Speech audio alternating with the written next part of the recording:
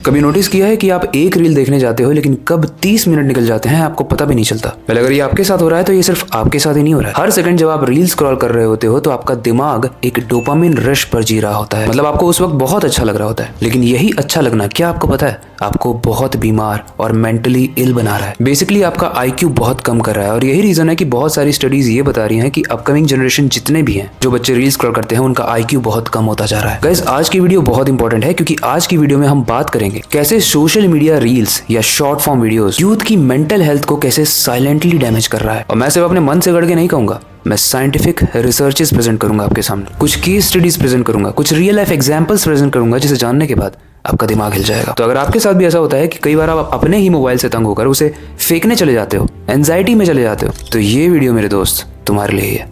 इसलिए without wasting any time let's start this masterpiece. देखो जो भी चीजें होती हैं उसका एक रीजन होता है और आज की डेट में जो ये सोशल मीडिया की मेंटल इलनेस फैल रही है, रील्स की मेंटल इलनेस फैल रही है, उसके भी रीजंस हैं, जिसमें से सबसे पहला रीजन है dopamine addiction of endless scrolling. Social media platforms को इस तरीके से डिजाइन किया गया है कि उसके यूजर्स यानी आप जो यूज करते हो आप ज्यादा से ज्यादा टाइम उस पर स्पेंड करो। हर स्क्रॉल के साथ आपकी ब्रेन को एक रिवॉर्ड मिलता है, हर बार कुछ नई चीजें मिलती हैं। कभी कोई ट्रैवल कर रहा है, कभी किसी का सेलिब्रेशन हो रहा है, कभी कोई पार्टी में है, कभी कोई अपने सक्सेस को फ्लेक्स कर रहा है। इसकी वजह से आपके ब्रेन के अंदर एक रिवॉर्ड सिस्टम ट्रिगर होता है। हर लाइक, हर कमेंट और हर व्यू से आपका एक डोपामिन हिट होता है जो आपकी एडिक्टिव साइकिल को और ज्यादा रीइंफोर्स करता है, और ज्यादा हेल्प करता है आपको एडिक्टिव बनने में। अमेरिकन साइकोलॉजिकल एसोसिएशन यानी APA द्वारा एक रिसर्च की गई थी जिसके अकॉर्डिंग इंस्टाग्राम और टिकटॉक यूजर की साइकोलॉजी का फायदा उठाकर उसे ऐसी रील्स और ऐसे शॉर्ट वीडियोस दिखाते हैं ताकि यूजर्स उस प्लेटफॉर्म पर बहुत देर तक रहे। मतलब आपको पता भी नहीं है, आपको ऐसा लग रहा है कि आप विलिंगली स्क्रॉल कर रहे हो, मतलब आप वो चीजें इसलिए देख रहे हो क्योंकि आपको पसंद आ रही है, बट एक्चुअली में वो चीजें आपको दिखाई जा रही हैं। 2018 में जामा साइकेट्री ने एक स्टडी की थी जिसमें पता चला था कि वो एडोलेसेंट यूजर जो सोशल मीडिया को ज्यादा यूज करते हैं उनमें एंजाइटी, डिप्रेशन और लो सेल्फ एस्टीम के सिम्टम्स होते हैं।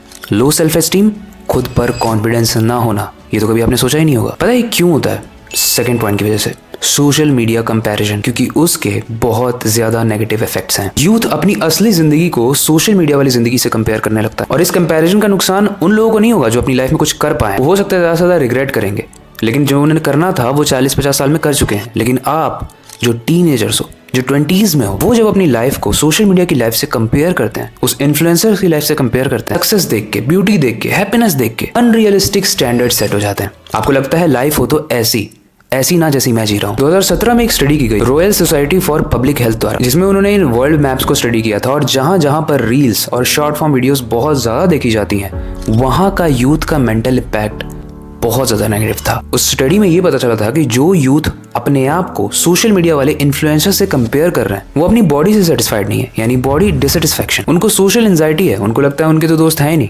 उनकी तो कोई लाइफ हैपनिंग है ही नहीं, उनको कहीं बाहर जाने का मन नहीं करता है क्योंकि वो अपने आप में कॉन्फिडेंट नहीं है, जिसकी वजह से वो डिप्रेशन में चले जाते हैं। और ये केस लिमिटेड नहीं है, समय के साथ बहुत बढ़ते जा रहे हैं और शायद आप भी इसमें से किसी का शिकार हो सकते हो अगर आप इस पूरी वीडियो को ना देखो तो। देखो इन्फ्लुएंसर्स अपनी एडिटेड रियलिटी को शो करते हैं, रियलिटी को नहीं। वो इसलिए ऐसा करते हैं क्योंकि वो उनका काम है, उनको ब्रांड्स चाहिए। अगर वो अच्छा दिखेंगे नहीं, अच्छी लाइफ दिखाएंगे नहीं तो ब्रांड्स उनसे प्रमोशन नहीं करवाएंगे। लेकिन जो इंसान इसे देख रहा है उसके साइकोलॉजी पर एक बहुत बड़ा इंपैक्ट होता है। वो अपनी सेल्फ वर्थ को वापस से इवैल्यूएट करने लगता है, अनरियलिस्टिक गोल्स सेट कर लेता है सामने वाले को देख के। यूनिवर्सिटी ऑफ पेंसिल्वेनिया में 2019 में एक स्टडी की गई थी। इस स्टडी में बहुत सारे यंगस्टर्स को लिया गया और उन सबके ही मोबाइल में एक लिमिट सेट कर दी गई सोशल मीडिया यूज करने की। अब इसको 2 पार्ट में डिवाइड किया गया। कुछ यंगस्टर्स को लिया गया जिनको बोला गया कि तुम्हें लिमिट करने की कोई जरूरत नहीं है, तुम जितना चाहो उतना स्क्रॉल करो। वहीं पर कुछ यंगस्टर्स को लिया गया जिनके मोबाइल में लिमिट सेट कर दी गई 30 मिनट्स की, यानी उससे ज्यादा वो मोबाइल को स्क्रॉल कर ही नहीं सकते। और रिजल्ट बहुत शॉकिंग थे।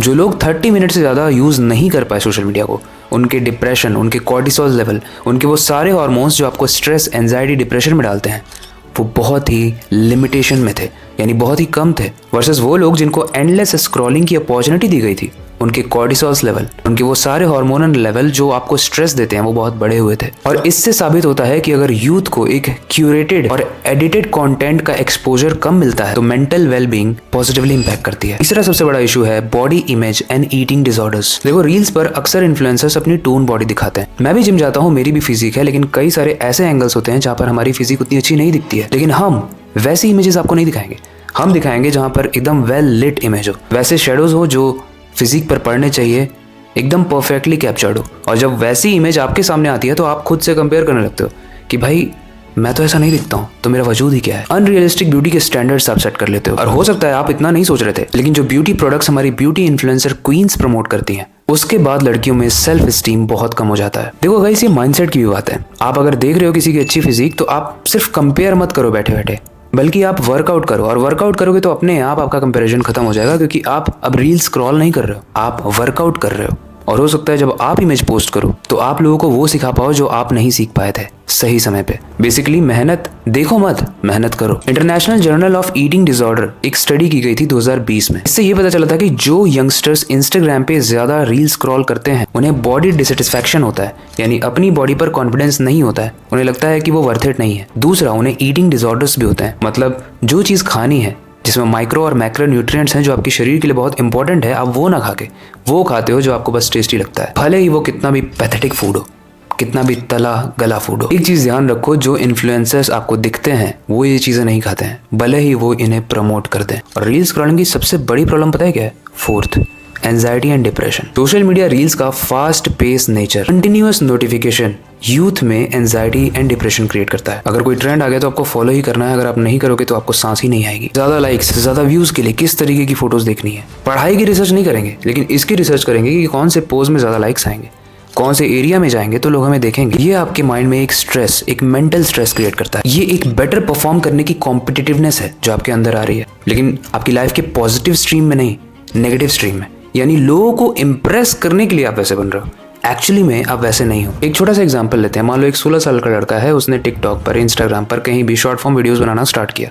अब जब वो वीडियोस बना रहा है, डाल रहा है, तो उस पर व्यूज नहीं आ रहे हैं, लाइक्स नहीं आ रहे हैं, जिसकी वजह से वो डिप्रेशन में चला गया। मतलब कुछ ही दिन पहले जब उसने ये सब स्टार्ट नहीं किया था तो वो एकदम सही था, लेकिन जैसे ही उसने ये स्टार्ट किया वो डिप्रेशन में चला गया। 16 साल का लड़का क्या स्किल लेकर सोशल मीडिया पर आ रहा है, सोचो। मतलब कुछ होंगे, exceptionals are always there, but हमारे पास अभी 4 साल 5 साल और चीजें हैं करने के लिए, स्किल को डेवलप करने की। उसके बाद आप सोशल मीडिया पर आके आपने जो भी चीज सीखी है वो सिखा सकते हो। लेकिन इतनी छोटी एज में आना क्यों हो रहा है? सोशल मीडिया रील्स की वजह से। पांचवा और सबसे इंपॉर्टेंट पॉइंट है वैलिडेशन की addiction and real world connection में बहुत कमी। देखो, सोशल मीडिया रील्स एक ऐसा एनवायरनमेंट क्रिएट कर देती है जिसकी वजह से लोग अपने आप को वैलिडेट तभी कर पाते हैं जब लाइक्स हो, कमेंट्स हो, शेयर्स हो। यहाँ पर उस इंसान की कोई वैल्यू नहीं है जिसके पास कोई नंबर्स नहीं होते हैं। एक 4 लाख फॉलोवर वाला 50,000 को छोटा मानेगा, भले ही उसके पास एक्सपीरियंस कम हो, 50,000 वाले के पास एक्सपीरियंस ज्यादा हो। तो जब इतनी वाहियात एनवायरनमेंट यहाँ पे बन चुका है सोशल मीडिया पे, तो आप कैसे सोचते हो कि जब आप इसमें घुसोगे तो आपके दिमाग पर कोई भी मेंटल स्ट्रेस, मेंटल वीकनेस नहीं क्रिएट होगी? देखो यार, ऐसे बहुत सारी स्टडीज हैं जिसमें ये साबित हो चुका है कि जो इंसान रील्स पर बहुत ज्यादा डिपेंड हो चुका है वो हर तरीके से डिस्ट्रॉय हो जाएगा, वो लोनली रहेगा,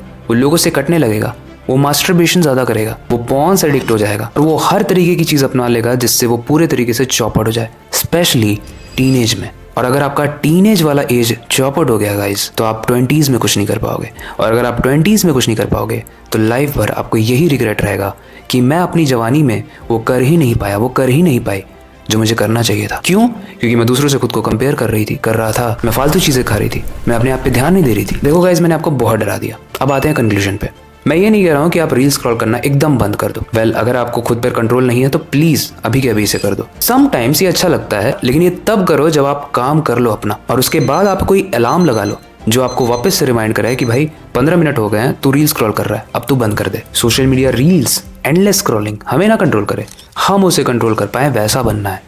और ये जितनी भी स्टडीज आपके सामने रखी है वो मनगढ़ंत नहीं है, वो की गई है। देखो, हो सकता है अभी तक आप स्क्रॉल कर रहे होगे, आपको अपने फोन पे गुस्सा भी हो रहा होगा, लेकिन इतनी ज्यादा वेल रिसर्च रिपोर्ट आपने कभी नहीं देखी होगी। आपको नहीं पता होगा कि आपका मेंटल माइंड सेट बहुत वीक बनता जा रहा है, आपका IQ कम होता जा रहा है, आपका ईगो कम होता जा रहा है। और क्या सच में आप सोशल मीडिया रील स्क्रॉल करके इतना सारा कॉम्प्रोमाइज करना चाहते हो? मतलब dopamine at the cost of what? Your focus, your concentration, your discipline, your life? नहीं, राइट? इसलिए आज से इन्फ्लुएंसर्स से खुद को कंपेयर करना बंद करो, क्योंकि आपकी भी एक बहुत सुंदर खूबसूरत लाइफ है जिसमें खूबसूरत लोग हैं। उन पर ध्यान दो और डाइट पर ध्यान दो, फालतू चीजें मत खाओ। चीजों को देखते देखते सोशल मीडिया कनेक्शन नहीं, रियल लाइफ कनेक्शंस पर ध्यान दो, क्योंकि जब बुरा वक्त आता है तो वर्चुअल लोग निकल कर नहीं आएंगे आपकी हेल्प करने, वही लोग आएंगे जिनसे आप सराउंडेड हो, असली में, वर्चुअली नहीं। और एक फोमो से मैं आपको बचा देता हूँ, कम एज में इन्फ्लुएंसर बनकर आप अपनी लाइफ में कुछ नहीं उखाड़ लोगे, हमारे देश में आज भी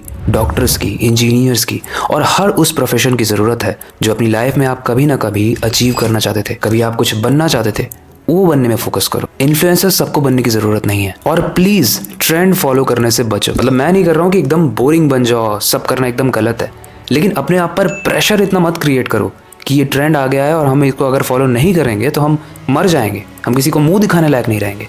प्लीज़ अपना माइंडसेट चेंज करो, इन पॉइंट्स को फॉलो करो, क्योंकि ये आपकी ज़िंदगी है। आपके पास बहुत सारे खूबसूरत लोग हैं, आपके पास टाइम है। एक वक्त आएगा जब आप इन सारी ही चीज़ों को मिस करोगे। इसलिए अपने आप पर ध्यान देना शुरू करो और रील स्क्रॉलिंग से थोड़ा दूर रहो। आई होप आपको ये वीडियो इंसाइटफुल एंड अच्छी लगी होगी एंड आपको ये बेटर वर्जन बनाने में बहुत हेल्प करेगी। लेकिन मैं नहीं चाहता कि ये सिर्फ आपकी ही हेल्प करे, आपके दोस्त की भी हेल्प करे, इसलिए उसे शेयर ज़रूर करना। और अगर दोस्त नहीं है तो खुद ही सेव करके रख लेना, नोट्स बना लेना, फ्यूचर में हेल्प मिलेगी। अगर आपको ये वीडियो अच्छी लगी है तो हमारे सीखो ऐप को डाउनलोड करो। उसमें ऐसी और सारी एंटरटेनमेंट और एजुकेशनल वीडियोस है जिससे आप बहुत कुछ सीख पाओगे और अपनी लाइफ को चेंज कर पाओगे। फिर वक्त आ चुका है इस वीडियो को एंड करने का और नई वीडियो पर काम शुरू करने का। लेकिन जाने से पहले मैं बस एक ही चीज़ कहना चाहूँगा, अपनी क्यूरियोसिटी को डाई मत होने देना, नई चीज़ें सीखते रहना। मिलते हैं अगली वीडियो में।